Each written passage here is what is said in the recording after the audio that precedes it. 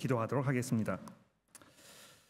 하나님 아버지, 이 시간에 주의 성령께서 저희들 도와주셔서 주의 말씀을 들을 때에 우리에게 깨달음이 있게 하시고 하나님의 마음을 헤아리며 우리의 삶이 온전히 주의 것이 되도록 저희를 인도하여 주옵소서. 예수 그리스도의 이름으로 간절히 기도합니다. 주중에 설교를 준비하면서 읽었던 주석들 중에 이런 말씀을 하신 분의 글을 제가 소개해 드리려고 합니다. 그 슬라이드를 좀 올려주시면 좋겠는데요. I wonder whether we understood with sufficient clarity that the Bible is a book about suffering. At least it is a book that has a great deal to say about suffering. From the third chapter of the first book to the last chapter of the last book, the theme of suffering is never far from any page, and often it fills the page. 성경이 고통에 관한 책이라는 점을 우리가 과연 분명히 이해하고 있는지 돌아보게 된다. 적어도 성경은 이 고통의 문제에 대하여 상당히 많은 내용을 할애하고 있다. 고통이라는 주제에는 첫 번째 책의 세 번째 장부터 마지막 책의 마지막 장까지 거의 매 장마다 언급되거나 또는 그 전체를 뒤덮고 있다. 제가 사랑하고 존경하는 무어신학교 학장을 지내셨던 존 우드하우스 박사님께서 쓰신 사무엘상 주석에 등장하는 그런 문구입니다. 오늘 설교의 본문인 사무엘상 21장과 22장, 23장을 보면 실제로 그 속에 다윗과 그를 따랐던 여러 사람들이 견뎌야 했던 고통이 얼마나 감당하기 어려운 그런 고통이었는지를 매우 상세히 설명을 해주고 있습니다. 다윗은 누구입니까? 하나님께서 그 백성을 이끌 왕의 역할을 맡기시려고 하나님께서 특별히 선택하셨던 인물이었다는 점을 생각했을 때에 그와 그를 따르기로 작정했던 이들이 어떻게 이런 많은 고난을 견뎌야 했을까? 왜 하나님께서 그를 그 고통 속에 신음하도록 내버려 두셨을까? 우리가 질문하지 않을 수 없다는 것입니다. 잠시 후 우리가 이제 본문을 살펴보면서 다윗의 삶에 드리워졌던 이 죽음에 대한 그 두려움과 또 자기가 은혜를 베풀어 준 사람들이 자신의 은혜를 이 배신으로 갚았던 그 배은망덕함을 참고 견디어야 했던 그 절망감, 또 머리를 들고 잠시라도 단잠을 한 번 잘 수 없었던 그의 그 고통스러운 도망자의 이 처절하고 또 초라한 이런 모습을 이제 우리가 살펴보게 될 것입니다.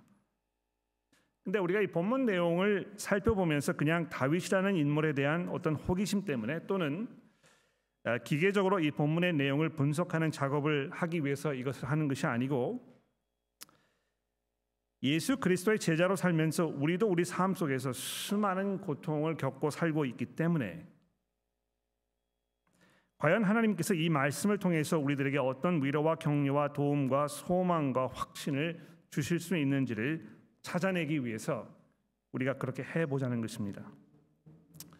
아마 주중에 대부분의 세우주기 그룹들이 이제 방학에 들어가기 앞서서 친교를 나누시는 그런 시간을 가지셨을 거라고 제가 짐작을 하고, 그래서 아마 평소 때보다는 이 본문을 미리 살펴보거나 생각해보는 시간을 갖지 못하셨을 거라고 제가 짐작하기 때문에 아마 오늘 아침에는 여러분들께서 성경을 열어서 본문을 잘 살펴보시면서 설교를 들으시는 것이 아마 그 어느 때보다도 중요할 거라고 생각이 듭니다.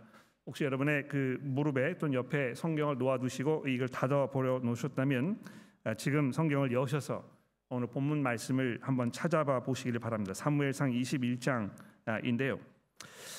그 주보에 이제 제가 설교 내용을 요약해 드렸는데 이거를 이제 사용하셔서 그 적어 내려가시면서 보시는 그 교우분들 많이 계시는 거 제가 알고 있습니다.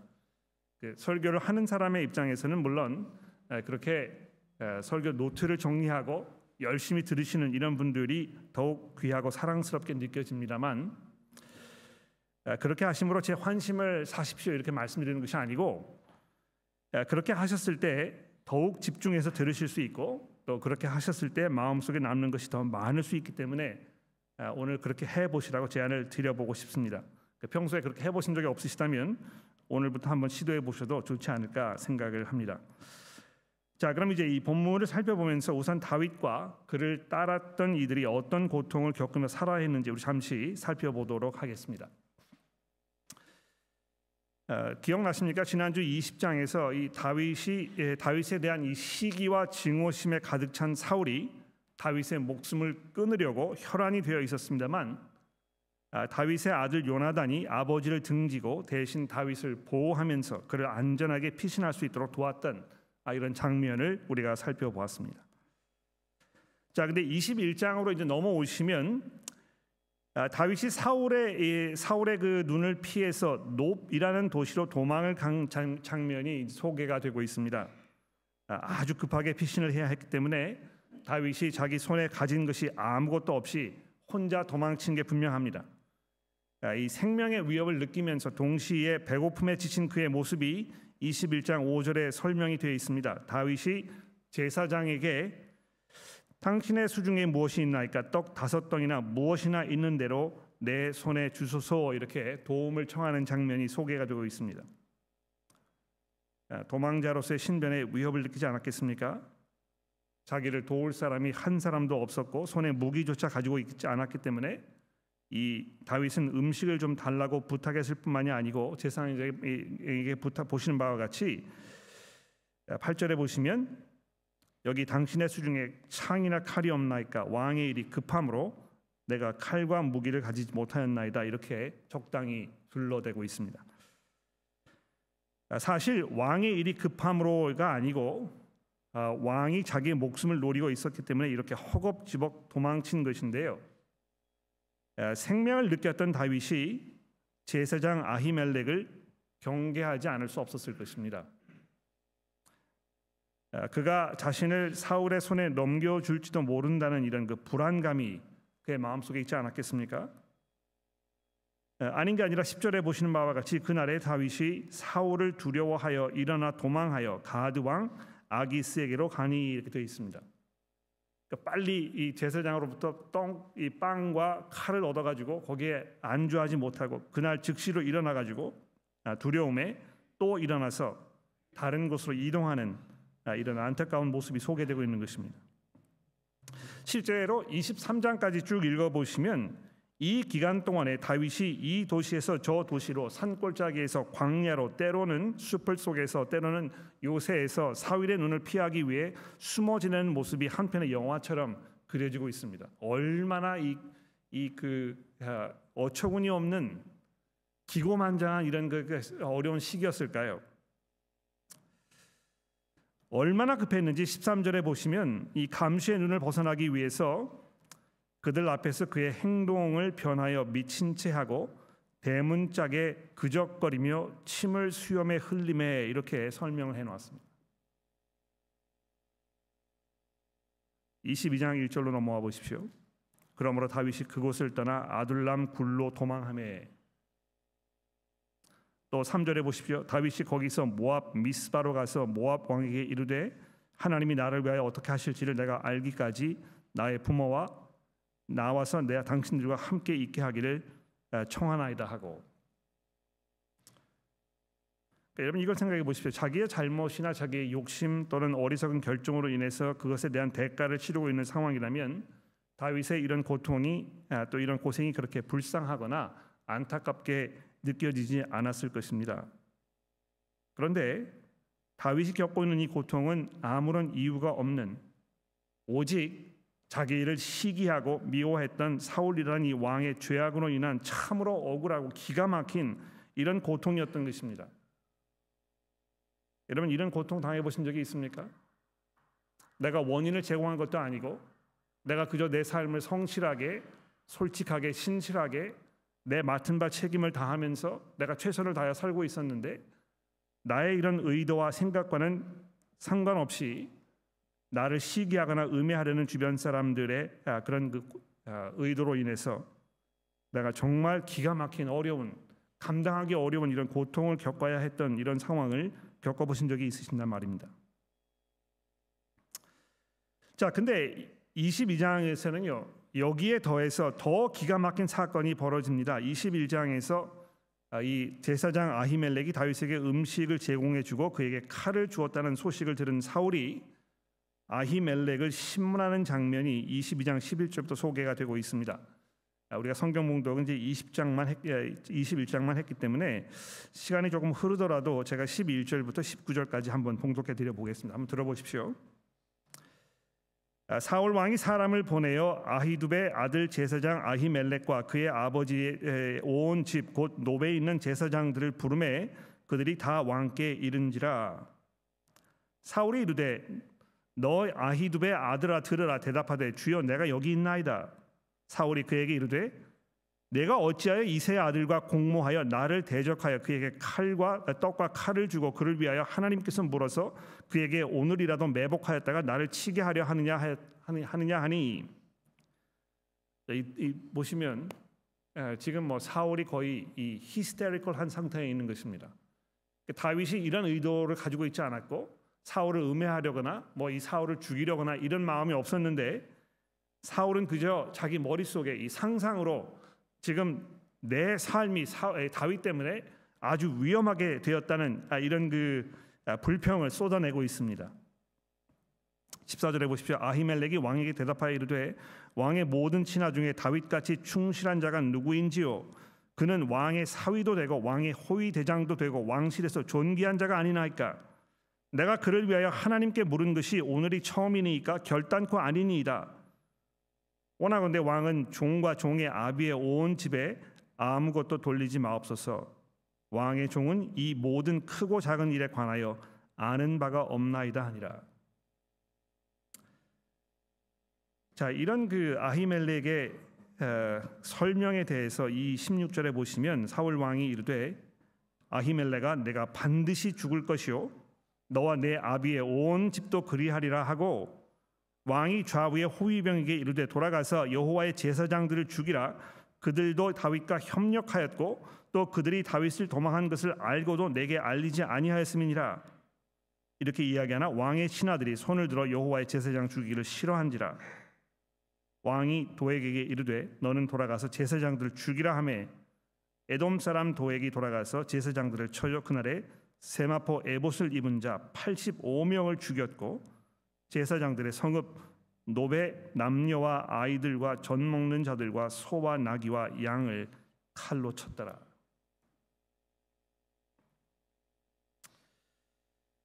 다윗이 직접적으로 사울 왕의 시기를 받은 몸이었기 때문에 고통을 당하고 있다 이렇게 치더라도 아히멜렉이라는 이 사람은 그저 다윗을 도와준 일밖에 없습니다. 근데 어떤 면에서는 다윗의 편에 섰던 것입니다. 그렇지 않습니까? 제사장밖에는 먹지 말아야 할 이 중요한 떡을 이 율법을 깨어가면서까지 다윗에게 제공했던 이 아히멜렉, 이 사건을 오늘 아침에 우리가 봉독해 드린 누가복음에서 예수께서 인용하고 계시는데요. 그만큼 다윗이 중요한 사람이었기 때문에 아히멜렉이 이런 선택을 했다는 것입니다. 그런데 그런 선택의 결과로 인해서 다윗뿐만이 아니고 다윗과 한편에 서 있던 모든 다른 사람들조차도 엄청난 대가를 치러야 하는. 근데 이러한 장면이 이 22장에만 등장한 것이 아니고 기억나십니까? 지난주 본문 말씀 속에서도 요나단과 또 사울의 딸 역시 마찬가지로 엄청난 대가를 치러야 했던 이런 장면들이 계속해서 성경에 소개가 되고 있다는 것입니다. 23장으로 넘어가 볼까요? 23장에 보시면 이 1절부터 5절에 이런 와중에도 이런 생명이 지금 막 왔다 갔다 하는 이런 긴박한 상황 속에서 모든 사람들이 자기를 사로잡으려고 하고 또 추격하고 칼로 자기를 죽이려고 하는 이런 긴박한 상황 속에서도 다윗이 블레셋 사람들의 공격을 받아서 어려움에 처해 있던 이 그일라라는 도시의 사람들을 구출해내는 장면이 이 처음 5절에 소개가 되고 있습니다. 아마 여러분과 제가 이 그일라에 살고 있던 그런 시민 중에 한 사람이었다면 다윗이 여기에 찾아와서 자기를 이 블레셋 사람들의 손에서 구해냈던 이것이 얼마나 감사하고 얼마나 다행이고 얼마나 기쁜 일이었겠습니까? 그래서 오히려 다윗을 에게 감사를 할 뿐만이 아니고 그를 보호하고 그에게 어떤 그 충성을 맹세하거나 이렇게 하는 것이 아마 마땅했을 텐데 23장 6절부터 보십시오. 여기 보시면 이 그일라 사람들이 다윗을 사울에게 넘겨줄 것이라고 하나님께서 다윗에게 넌지시 얘기해 주고 계신 장면이 등장합니다. 자기가 목숨을 걸고 지키고 보호해 주었던 이 사람들이 자기의 은혜에 대해서 감사하게 생각하거나 또 다윗에게 어떤 자기의 그 헌신을 고백하기보다는 오히려 자신들의 목숨을 유지하기 위하여 다윗을 사울에게 넘겨줄 의도가 있다는 사실을 깨달았던 다윗이 그 마음속에 얼마나 비통함이 있었겠습니까? 여러분 이런 일 당해 보신 적이 있는지 모르겠어요. 정말 내가 사랑해서 나의 모든 수고와 헌신을 마다하지 아니하고 그를 섬기고 돌아보아 주었는데 돌아서서 나를 배신하고 나를 적에게 넘겨주려고 했던 이런 장면이 등장하고 있다는 것입니다. 뿐만 아닌데 23장 19절 말씀해 보시면 사울이 다윗이 거기서 도망해가지고 이제 십이라는 이 도시로 도망갔었는데 거기에 있던 사람들도 역시 다윗을 사울에게 밀고 하는, 그래서 그의 정책, 그의 그 위치가 어디에 있는지를 알려주는 이런 장면이 수도 없이 반복적으로 계속해서 일어나고 있었다는 것입니다. 그런데 왜 이런 장면들이 성경에 계속 소개되고 있는 것입니까? 이걸 통해서 여러분과 저에게 무슨 신앙의 도움이 될까요? 이것이 여러분과 저에게 무엇을 암시하고 이것이 어떻게 우리의 신앙에 도움이 되는 것이겠습니까? 여러분 이 점을 기억해 보십시오. 이런 어려움이 반복되고 이런 긴장감이 끊어지지 아니하고 연속되는 이런 순간 속에서도 다윗이 한 번도 실제적 위험에 처하지는 않았다는 것입니다.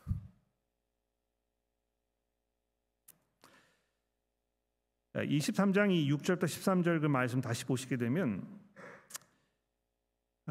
사울의 그 학살을 피해서 거기서 도망쳤던 이 아비아달이라는 사람이 제사장이 입고 있던 이 옷을 가지고 왔다 이렇게 설명을 하면서 제사장이 입고 있던 그 옷의 앞부분에 보면 에봇이라는 이런 그 일종의 장식이 이렇게 되어 있었습니다.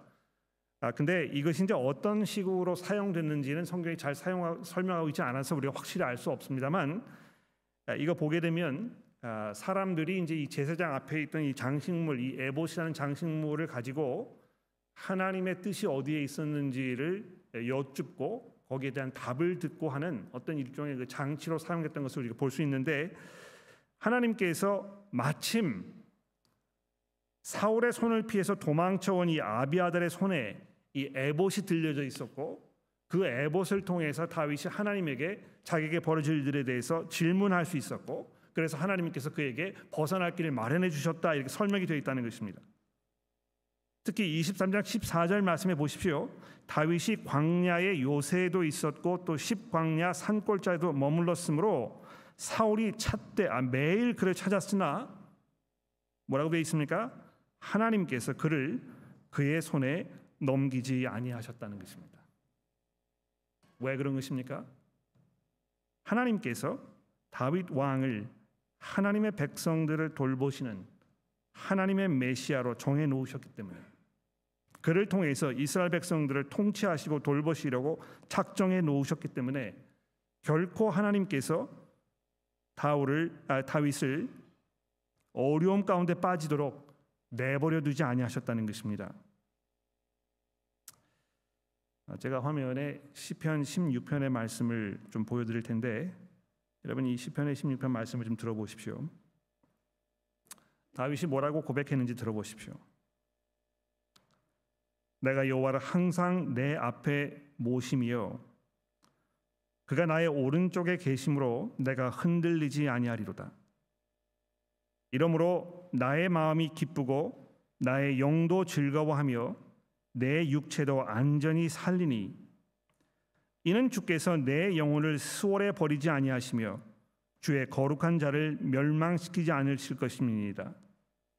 주께서 생명의 길을 내게 보이시리니 주의 앞에는 충만한 기쁨이 있고 주의 오른쪽에는 영원한 즐거움이 있나이다.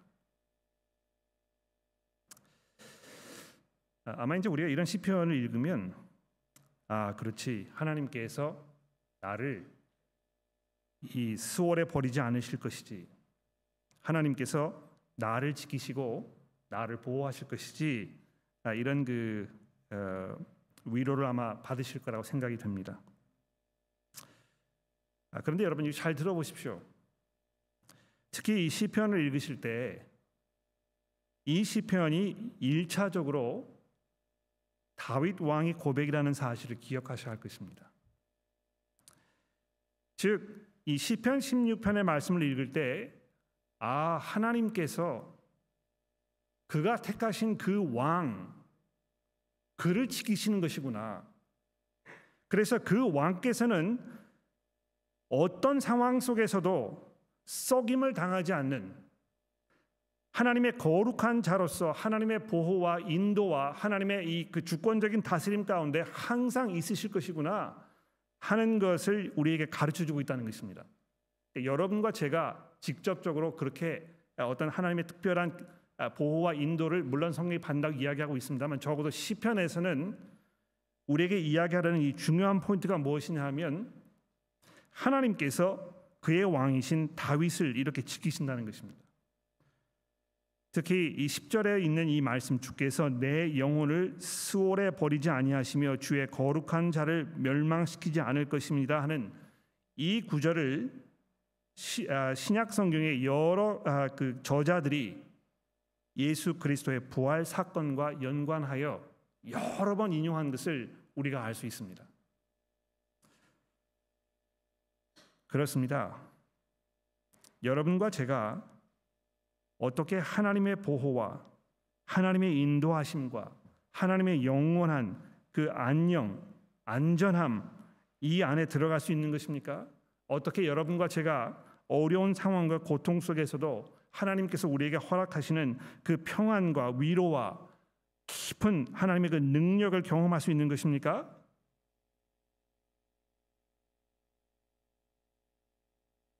그리스도께 가야 하는 것입니다.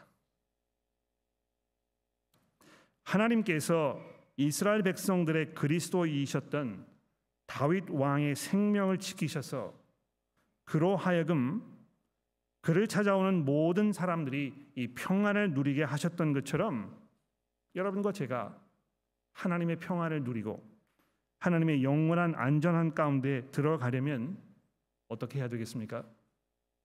우리의 피난처가 되시는 우리 주님 예수 그리스도 그분께 돌아가야 한다는 것입니다. 오늘 본문 말씀 22장 1절에 보시면 놀라운 사실이 여기 설명이 되어 있습니다. 여러분 그 22장 1절을 저와 함께 한번 보시겠습니까? 다윗이 지금 한참 도망을 치고 있던 때였는데요. 1절에 보시면 다윗이 그곳을 떠나 아둘람 굴로 도망하매 그의 형제와 아버지의 온 집이 듣고 그리로 내려가서 그에게 이르렀다 되어 있습니다. 잘 생각해 보십시오. 우리가 처음 다윗을 만났던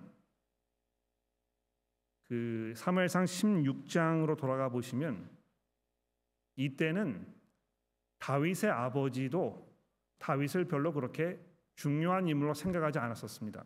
그냥 먼 들판에 이 양을 치는 그런 자리로 쫓아내 버리시고 사무엘 선지자가 찾아왔을 때 자기 아들을 데리고 오라고 얘기했었는데도 거기 포함시키지 않았다는 것입니다. 다윗의 형들은 마치 요셉의 형들처럼 자기의 이 막내 동생을 무시하고 그를 비난하고 꾸지람을 하고 대수롭지 않게 여겼던 것입니다. 그런데 22장 1절에 오면서 다윗에 대하여 이런 그 잘못된 마음을 가지고 있던 이들이 이제 마음을 돌이켜 다윗에게로 나오며 왜 나왔겠습니까? 다윗이 궁전에 있었기 때문에 다윗이 편안한 삶을 그에게 제공해 줄 수 있다고 생각했기 때문에 뭐 로또를 맞아가지고 횡재해서 거기서 무슨 혜택을 얻을까 이런 생각으로 나온 것입니까? 아닙니다. 다윗이 아둘람 굴로 도망해서 정말 보잘것없는 그런 모습을 하고 있는 상황 속에서도 왜 아버지와 그 아들들이 그를 찾아갔겠습니까? 내가 거기에 가야 이제 내 삶이 편하겠구나. 거기에 가야 내 동생, 내 아들로부터 내가 참 보호를 받을 수 있겠구나 하는 마음의 변화가 일어났기 때문이라는 것입니다.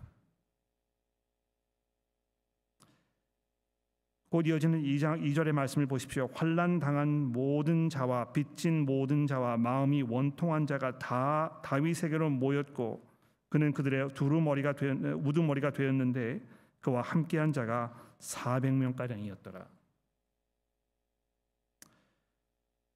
사울이 다스리는 그 왕국에서 외면당하고 신음하고 고통 중에 있던, 그래서 삶의 이 무게를 더 이상 혼자 감당할 수 없었던 사람들이 다윗의 이 사울의 통치를 떠나서 다윗을 찾아오는 이 장면이 소개되고 있지 않습니까?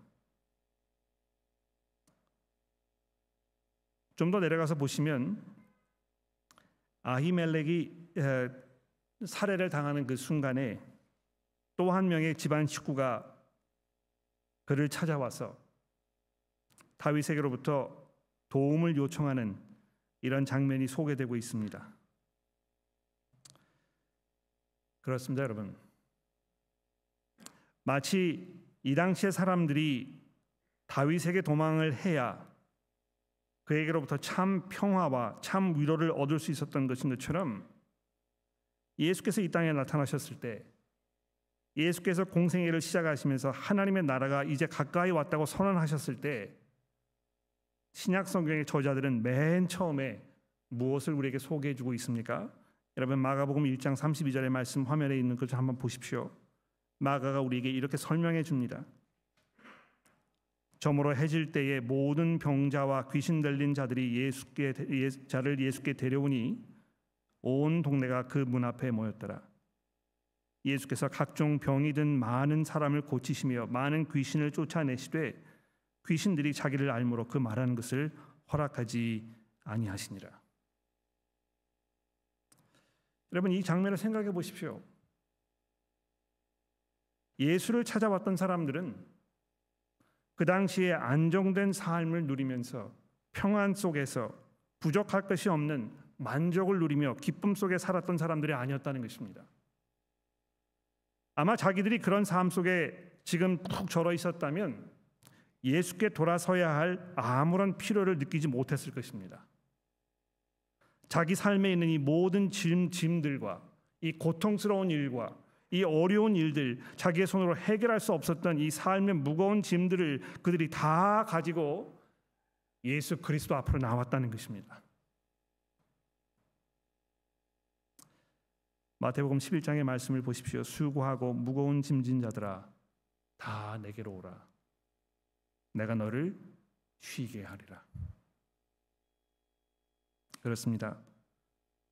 예수 그리스도 안에 우리가 있을 때 그분을 통하여 우리에게 주시는 하나님의 참된 평화와 하나님의 위로와 하나님의 능력을 우리가 누리게 될 것입니다.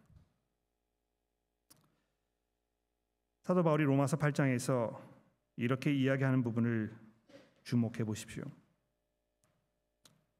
우리가 알거니와 하나님을 사랑하는 자 곧 그의 뜻대로 부르심을 입은 자들에게는 모든 것이 협력하여 선을 이루느니라. 하나님이 미리 아신 자들을 또한 그 아들의 형상을 본받게 하기 위하여 미리 정하셨으니 이는 그로 많은 형제들 중에서 맏아들이 되게 하려 하심이라. 또 미리 정하신 그들을 또한 부르시고 부르신 그들을 또한 의롭다 하시고 의롭다 하신 그들을 또한 영화롭게 하셨느니라. 그런즉 이 일에 대하여 우리가 무슨 말을 하리요? 만일 하나님이 우리를 위하시면 누가 우리를 대적하리요? 자기 아들을 아끼지 아니하시고 우리 모든 사람을 위하여 내주신 이가 어찌하여 그 아들과 함께 모든 것을 우리에게 주시지 아니하겠느냐? 그렇습니다.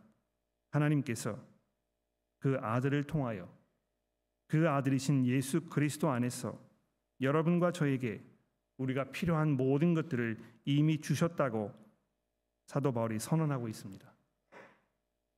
우리가 그 아들이신 예수 그리스도 안에서 부르심을 받았을 뿐만이 아니고 그를 통하여 우리가 의롭다 하심 또 영화롭게 하시는 이 은혜의 자리에 나아가게 되었다고 우리에게 이야기합니다. 그러므로 하나님께서 예수 그리스도를 통하여 우리를 위하고 계시면 과연 누가 우리를 대적할 것입니까?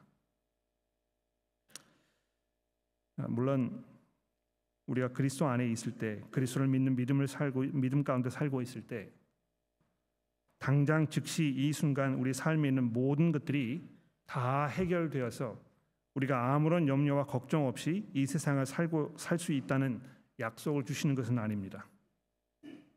그러나 이 본문 말씀이 여러분과 저에게 약속하고 있는 이 중요한 사실이 무엇입니까? 이 모든 상황 속에서도, 이 어려움 가운데에서도, 이 고통 중에 있을 때에도 우리는 마음속에 분명히 확신할 수 있는 이 근거가 있다는 것입니다. 왜 그렇습니까? 그리스도께서 우리의 참된 피난처이시기 때문에 하나님께서 그 아들을 스올에 남겨두지 아니하시고 일으켜 세우셔서 부활의 주로 삼으신 것과 같이 그 안에 있는 여러분과 저를 죽음의 손에서 건져내셔서 하나님의 영원한 나라로 안전하게 들어가게 하실 것이라는 것입니다. 그리스도를 바라보시면서 그 안에서 참된 평화와 위로를 누리시는 교우 여러분들 되시기를 간절히 기도합니다. 기도하겠습니다. 하나님 아버지, 저희로 하여금 그리스도를 알게 하셔서 감사합니다. 우리가 주 안에서 참된 위로와 또 평안을 누리게 하시니 감사합니다. 우리가 우리의 힘으로 해결할 수 없었던 죄와 죽음의 문제를 예수께서 단번에 해결하여 주시고 우리로 하나님의 자녀가 되는 특권을 주셔서 영생의 소망 가운데 살게 하셨으니 하나님의 저들의 마음속에 깊은 평안과 위로를 허락해 주시고 삶의 어려운 일들이 우리의 삶을 엄습해 올 때에 부활하신 그리스도를 바라보며 그분의 나라가 이 땅에 완성될 때에 우리가 참된 평안과 안식을 누릴 그 날이 우리의 것이 될 것임을 믿음으로 기다리며 소망하게 하여 주옵소서. 예수 그리스도의 이름으로 간절히 기도합니다. 아멘.